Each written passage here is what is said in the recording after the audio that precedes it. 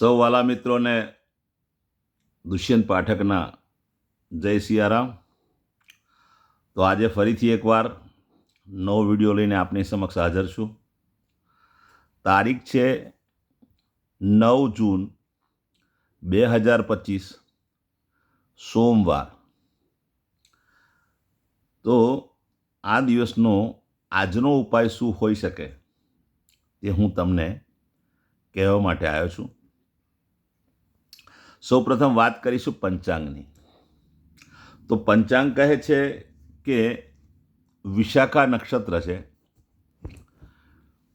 સૌપ્રથમ તુલા રાશિનો ચંદ્ર, પછી વૃશ્ચિક રાશિનો ચંદ્ર થશે, વૃષભ રાશિનો સૂર્ય થશે.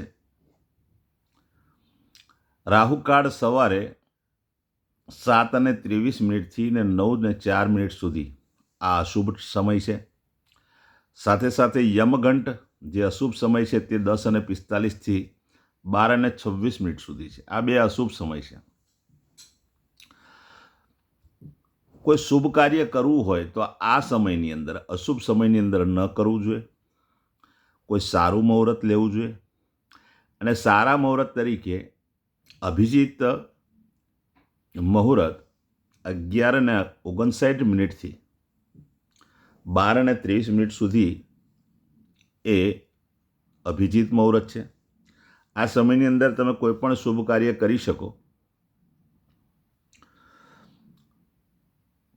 પરંતુ આજનો એટલે કે 9 તારીખનો ઉપાય શું કરવો જોઈએ કે જેનાથી આપણા ગ્રહો બેલેન્સ થતા રહે? તો વહેલી સવારે સ્નાન કરવાનું.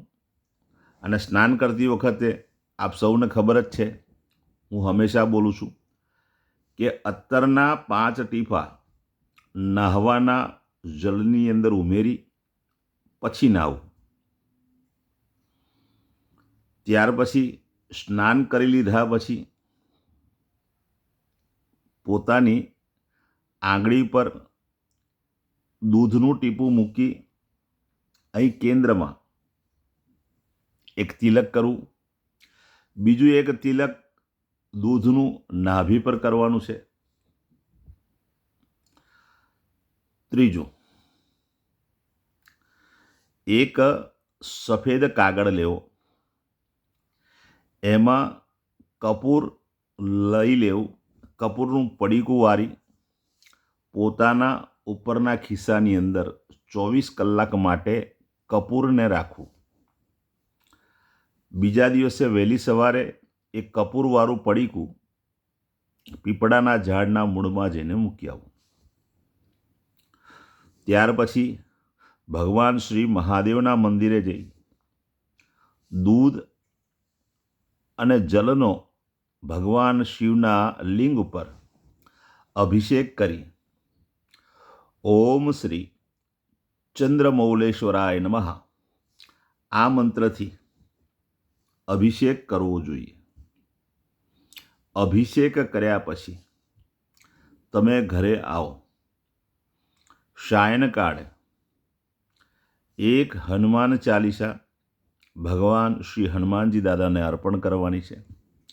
અને રાત્રિ સૂવાના સમયે ઓમ કૃષ્ણાય નમઃ, ઓમ કૃષ્ણાય વાસુદેવાય, હરે પરમાત્મને, પ્રણત ક્લેશ નાશાય, ગોવિંદાય નમો નમઃ આ મંત્ર મિનિમમ 5 વખત.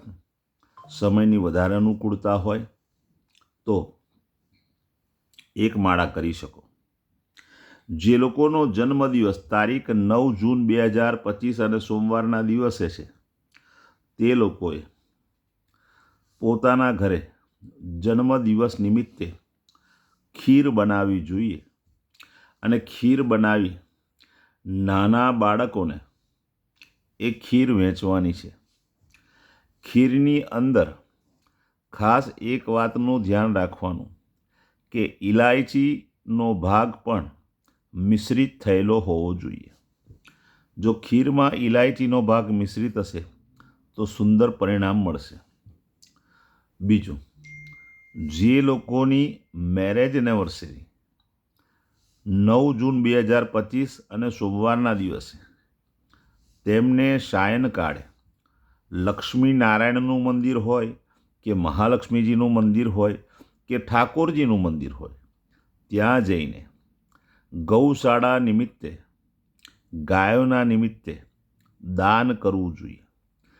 એમ ન કરી શકો તો બીજો ઉપાય એ છે કે કોઈ ગાયોના નિમિત્તે ધનનું દાન કરવું જોઈએ.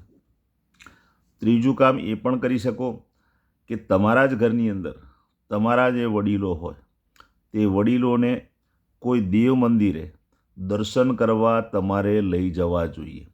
જો આ કામ કરશો, તમારું આખું વર્ષ બહુ જ ઉત્તમ રીતે પિતૃઓના આશીર્વાદથી, ભગવાનના આશીર્વાદથી સુંદર રીતે પસાર થશે. ફરી પણ કહું કે આ કોઈ ચમત્કાર નથી. તમે નિયમિત આ ઉપાય કરતા જાઓ અને જેમ જેમ ઉપાય કરશો તેમ તેમ તમારા ગ્રહો તમને ઉત્તમ પરિણામ આપશે. મારી ચેનલનું નામ છે દુષ્યંત પાઠક. મારા બધા જ વિડીયો હું ફેસબુક, ઇન્સ્ટાગ્રામ, યુટ્યુબ પર મૂકું છું. તમે આ વિડીયોને સર્ચ કરી નિત્ય તમે ઉપાય કરી શકો. આમાં કોઈ અંધવિશ્વાસની વાતો, કોઈ લોભની વાતો, કોઈ લાલચની વાતો કશું જ નથી. તમે ભાગ્યની સાથે કર્મયોગી બનો.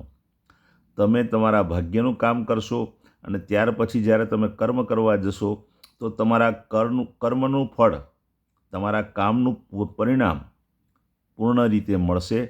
તમારા જીવનમાંથી નિરાશા, હતાશા ને સંઘર્ષ ઓછો થશે. તમે આનંદ સહિત તમારા દિવસોને પસાર કરી શકશો. સૌને જય સિયારામ. નવા વિડીયોમાં ફરીથી મળીશું.